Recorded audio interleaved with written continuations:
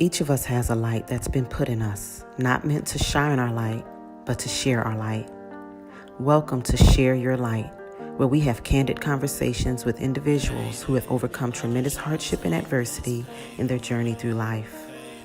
Today, we are on part 2 of our conversation with Tianna Bartoletta as she journeyed through adversity, hardship, depression, and nearly giving up, not only on her Olympic dreams, but on life. Remember to go ahead and share this video with someone who can benefit and subscribe to our channel for more. When you were at one of your low points and ready to give up, you wrote about it. Have you ever, and you don't have to say, but have you ever actually tried to hurt yourself, or was it just a thought? Yeah, no, I used to be a cutter. So like this whole wrist still has the scars. You can't see them, but it still has the scars from when I cut. This, I have exactly one tattoo. It's this. Oh. It's Sanskrit, and it's Sanskrit for ahimsa, and that means nonviolence, compassion for self, right? It's on this arm for a reason because I'm left-handed, and this is the arm that I was cutting. So every day that I look down at this, I'm reminded that I don't need to hurt. I don't need to be cause for my own hurt. But there was one specific time when I was living in Florida, still married, that I was about to, I'll just come out and say it, I was about to hang myself. I had the belt around my neck. I had the belt attached to the exercise equipment in the gym. I was standing on the box. Then the phone rang, and I thought, if I don't answer the phone, he's going to know something's up. I'm not going to have time. So let me go answer the phone first, deal with that, and then come back to this. But he asked for something so tedious that took me forever to do, that I never was able to get back to that, which, I'm grateful for. But that's how close I was. It was a decision to answer the phone or to let it ring. And that's what happened. Had the phone not rang, we wouldn't be having this conversation. So I have been there. And I remember being so livid about it. Like I couldn't even do that. Like I suck at even that, right? But it was just like when a lot of people, younger people, reach out to me who have suicidal thoughts, and I don't give them the like, you deserve to be here speech right off the bat, even though that is true. We all need to be here. The world needs all of our voices. I know that it comes from a place of hopelessness and despair. At least that's what I was feeling. So I ask, like, what is it that you can't do, can't face? And then talk all of that through and find like one little thing that you can have control over and pull that string until you've unspooled the entire thing. And that's like, it's just a really practical approach, because it took forever for my suicidal thoughts to go away, honestly. I mean, I had been suicidal from 2012 to 2016 and got a bunch of medals in between. It took a long time. And that is so key what you're saying, because, as a coach and as society, we see people and we see them performing and we see them doing well. Even me. People see me and they see me, out, doing events or speaking, and they'll think and assume, oh, well, she's good. She's over it. And it's like, you don't know what thoughts I have to go to bed with each night and wake up to every morning. And I'll tell you, from the grief community, parents who've lost kids, the suicidal thoughts, or just, even if it's not necessarily suicidal thoughts, just not wanting to be here. Yeah. I prayed for months for God to take me. I did not want to be here. So glad. But I think that coaches need to understand the point that I was going to, was that just because someone is being successful or winning or performing doesn't mean that they're not having those experiences. And I feel like there has to be some kind of education for coaches to understand how to notice or recognize, or even just be there and make it an open policy to where people feel comfortable talking to you about what they're going through. I know so many athletes that don't, and that hold it in. What would you say to coaches or leaders? Yeah, I think that having that open door mental health policy is important, because it's not even just a coach thing. It's a societal mindset that people who are doing well aren't going through things. And I mean, they asked me in court, in divorce court, they said, if it was as bad as you said, why are you so good? And I was just like, exactly. It took it took so much self-control to not make that face. And it's like, for real? So like the medals actually negate the reality that I wasn't okay, that this wasn't okay. And I understood in that moment, with the judge looking at me waiting for the answer, like, oh yeah, how is that possible? I'm like, we think this as a society, we think this. Being a high performer means you do what you're supposed to do when you're supposed to do it. But that doesn't mean all hell hasn't broken loose elsewhere. You just are able to focus and execute. That's what a high performer is. It doesn't negate anything else. And so coaches look at their athletes, and maybe I think a lot of this comes down to how we treat winning and losing, right? So coaches need to be mindful of how they talk about victories and losses, success and failure, because an athlete that's won a race that day, if all they're getting is praise, then there is no room for them to be like, yeah, but this. And if an athlete lost that day, and maybe all they're experiencing is disappointment from the team, from the coach, there's no room to say, actually, that was the best I had considering all of this was happening. And so it's really a matter of like, look, winning and losing, yay, we get points, whatever, but that isn't really what's important.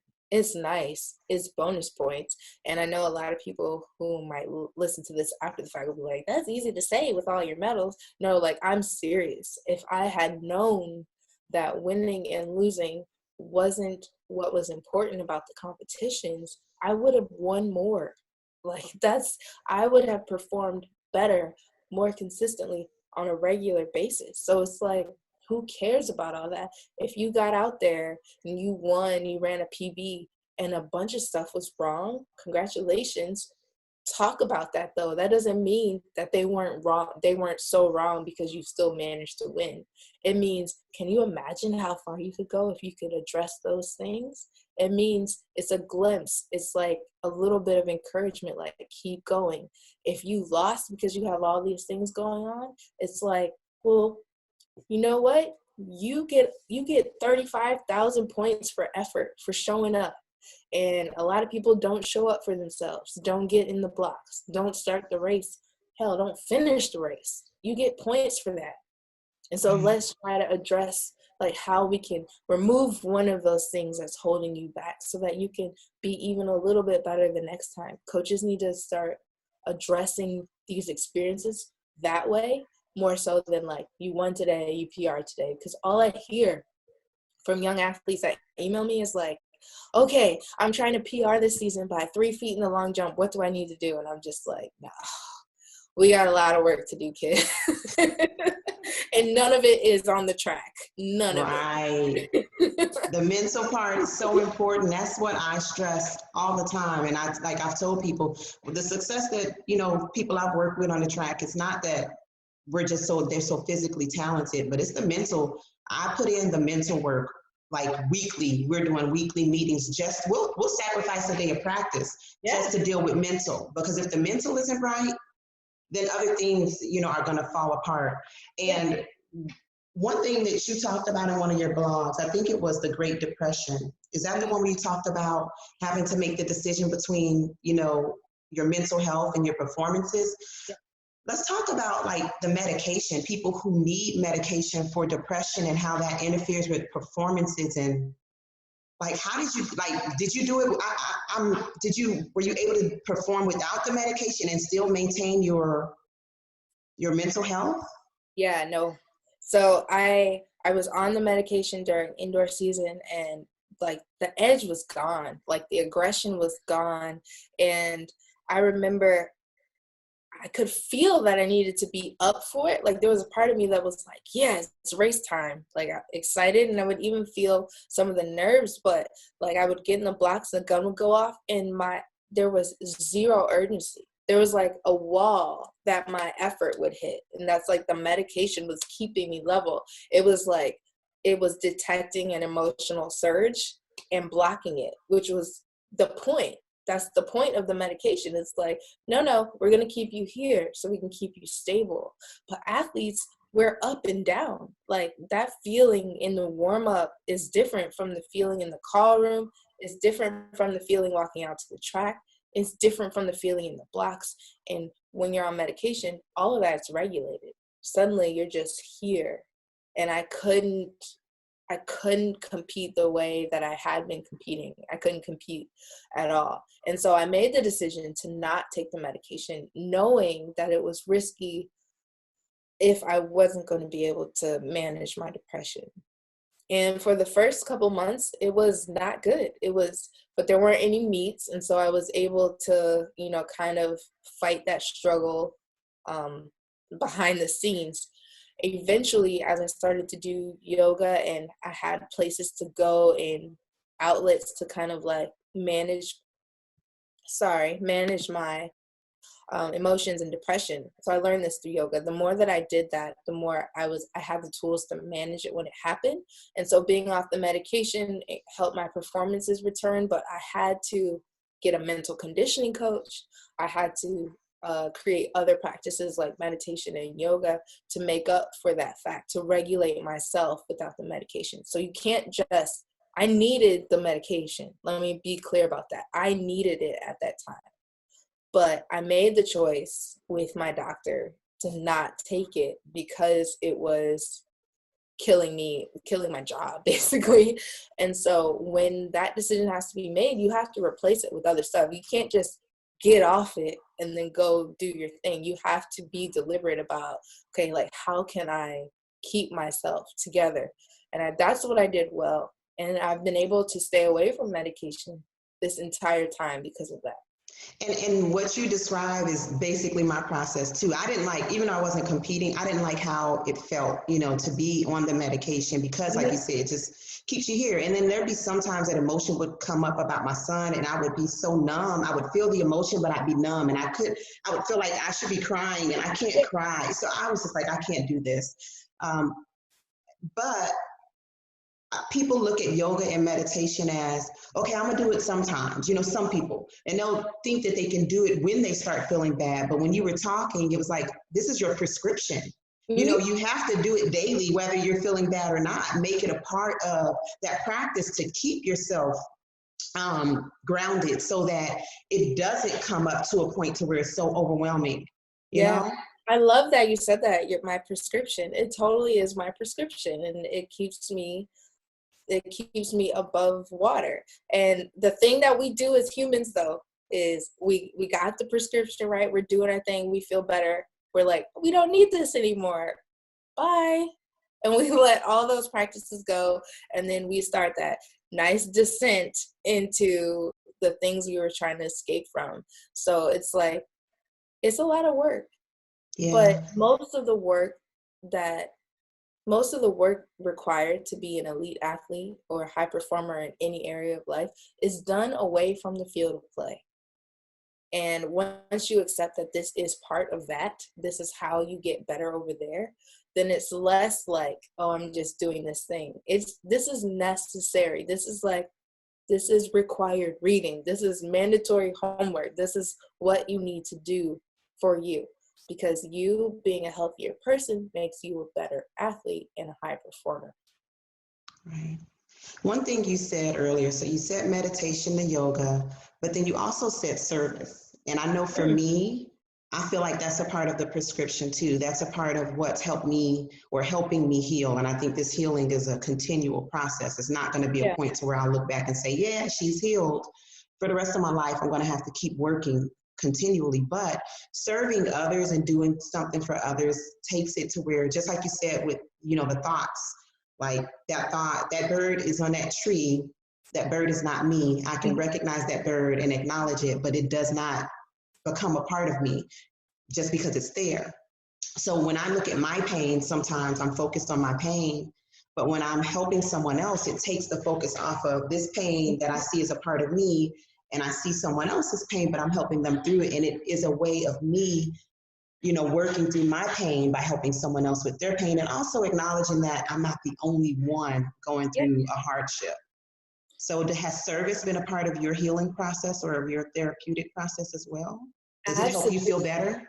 Absolutely. It actually started because way back when I was in school for in my social work degree program, we had to go to an anonymous meeting. We could choose which kind, but we had to go. And I chose Narcotics Anonymous. And I remember I didn't even know what a narcotic was. I was so green at the time. So I'm in this meeting, I'm looking around, I'm like, oh, there's businessmen in here. And then there's well put together people in here. And then there was a woman who looked like she worked the streets a little bit. And they were like all walks of life. There's like a teacher in there. And I remember going over the 12 steps in there, and I had to introduce myself. It was so uncomfortable because I was like, my name's Tianna. I'm not an addict, but I'm here for school. And they welcomed me anyway.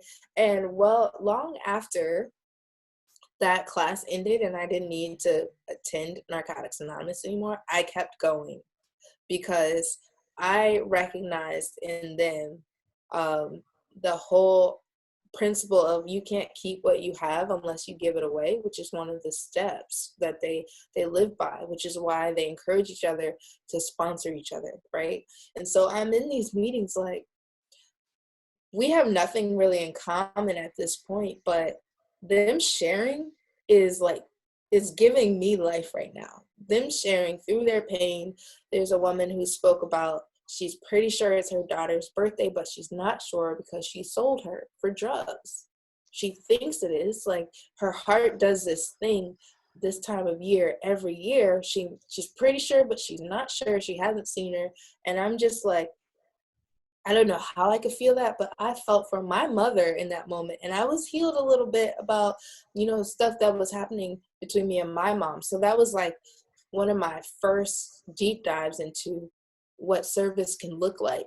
It looks like just using your voice to tell your story, even if it's through tears or pain, embarrassment, shame, because she had no way of knowing that her story as a prostitute who sold her kid would heal something in me about my own relationship with my mother.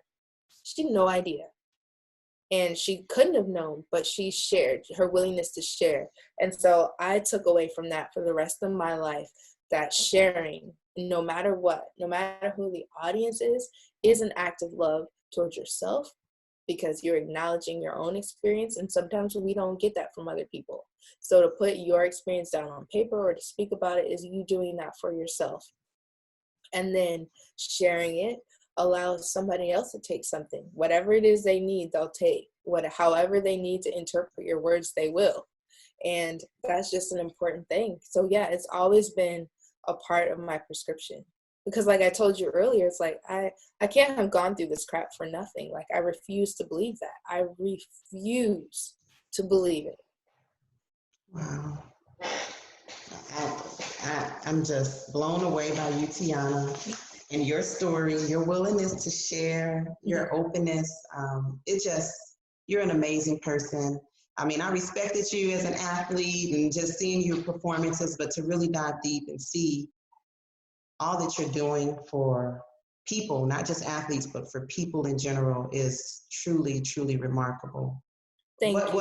What's next for Tianna? So we got at least two more track seasons, right? Because the Olympics got postponed.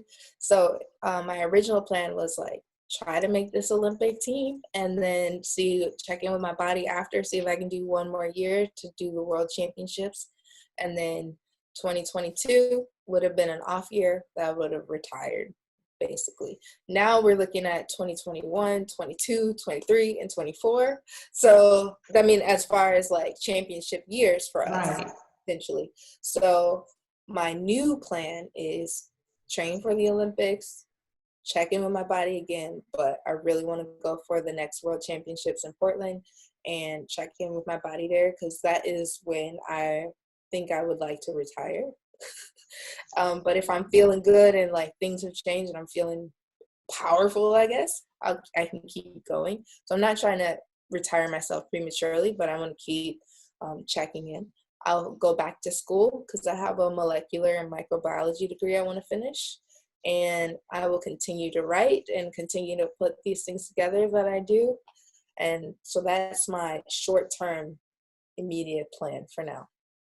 And we talked a lot about high school and collegiate athletes, but as a professional, when you were talking, and I'm seeing how this has kind of made you reshift a lot of things that are going on in your life and look at it, has it caused or brought up anxiety in professional athletes? Yeah, because of, for example, my contract ends December 31st. In a normal year, I would have had a competitive season behind me, maybe an Olympic team that I would have made, maybe even a medal from the Olympics to go back to the negotiating table and be like, hey, I'm worth keeping on for another year. What do I do with that now when there was no season, no Olympics? Like, maybe I have zero income going into an Olympic year. I'm not sure. And so that's causing a lot of anxiety because I don't know, like, if my last check is going to actually be my last check. And how do I figure out how to replace that income or earn that in a time where everything is shut down? So I could experience anxiety about that, but instead I recognize that that is a possibility. And I'm actively like working on things to alleviate that anxiety for me. I'm trying to figure it out. I'm not letting it kill me. I go train, or I do what I can at home every day. I do a little something that can inch me towards the goal. So my idea is this: if there is some way for there to be some kind of competition this summer, then I need to be ready. Period. I need to at least have a respectable showing. I think it's not too much to ask for people to be like, I don't think they'll be like, oh, she only ran 11:20. Like, yeah, we've been in the house for 3 months. 11:20 is a good time. I think that's okay, you know? So I'm trying to work towards preparing myself for if an opportunity comes. Because if an opportunity doesn't come, that preparation isn't wasted. That effort isn't wasted. I've got my body right. I'm healthy. I'm happy. I've given myself something productive to do every day. There's benefits, right? But me doing that also assuages a lot of the anxiety about like, how will people know, or how will my sponsors know that I'm doing the right thing during this time? I'm showing them. I am putting together this body of work that says, bet on me, because everything I'm doing right now is me betting on myself. Period. Wow. And see, that's okay, athletes out there listening. She is staying in shape because she's going to stay ready, and then she don't have to get ready. You know, a lot of people that shut it down and they're just not doing anything. But you're like, hey, if a meet comes up, you're going to see me at it ready to do something. Yeah. Why not be ready? What else are we doing right now? Yeah, Wow. It's like this time is going to separate the little fish from the big fish. Like, and I'm excited about that because I know which pond I'm in, and I'm going to prove it. And if this is an opportunity for all the underdogs out there, and I'm one of them, like my name's not always on the top sprinters list. I've never been a favorite to win a long jump meet. That's none of my business. I come home with my medals anyway. But I'm just saying, this is an opportunity for all those people to outwork, outsmart all those other people who just threw their hands up like, oh, well. Wow. You one other thing you mentioned, like as we're on this train of thought for athletes, you mentioned in one of your blog posts, I think it was called The Last Race. And like, if you had known it was the last race. And I remember at conference this year, I was talking to the team, and what we said was run it like it's your last race. And it actually ended up being their last race. But then now they're looking back like, well, if I had known it was my last race, but we say that all the time, run it like it's your last race, but no one seems to really do that. How is this going to change what people think about when they actually say, run it like your last race now? I really feel like that should be some kind of homework assignment for all of us, like to write out what we would have done differently for the last time, if we knew that that last time was the last time. And then to put that up somewhere where you see it every day, like on the mirror. Because one of my things was, you know, like I would have like looked at the stadium longer. Like, I would have really just took that in. Like, there's nothing stopping me from doing that at every competition moving forward. But I'm going to have to remind myself of that because we don't do it, right? And so I think we really need to just take inventory of all the stuff we wish we would have done, write it down, put it somewhere where we always see, and then make a deliberate practice to basically stop and smell the roses every single time.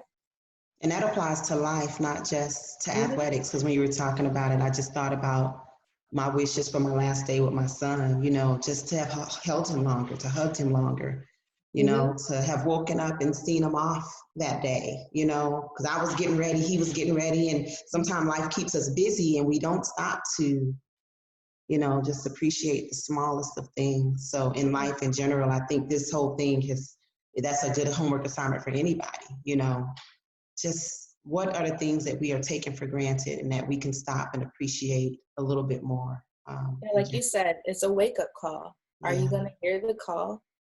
And are you going to rise to the occasion? Yeah. Thank you so much, Tianna. Thank It you. has been a pleasure. I truly, truly appreciate you taking out the time to do this and to share your story and to help so many people. I grew up believing love needed to be earned because, like, I got love or I felt love when I did well or when my grades were good or the performance was good. And so later in the relationship in which I would eventually marry the guy, it wasn't foreign for me to be like, oh, I have to earn this love. I have to do this to get it. Or if he says I need to do this, then that's what I need to do to get the love, which is completely not true and unhealthy. But it was familiar because that's what I was growing up with. And I had to reparent myself because once you're responsible for that knowledge, right? And so once I learned that, I had to go in and basically rewire myself like, no, that's not how this works. I don't deserve that. That's not how this goes. And no, you can't choose your parents and you can't parent them either. You can parent yourself though. You can heal yourself in that way.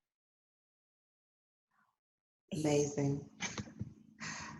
Thank you, Tianna. You You're are welcome. amazing. I'm not going to take up all your time because I could talk to you all day, but I appreciate you and thank you for sharing your story. I mean, athletics is just, one thing in society, but it is I think that sports is a way of therapy. And a lot of people find out other things about themselves through sports. So this is truly a service that you're doing for so many youth athletes and even adults out there. So, The same and for it's you. going to resonate with grieving parents because for me, I'm not even an athlete, but this has helped me so much. Just your story and your triumph. It's like, I won't give up.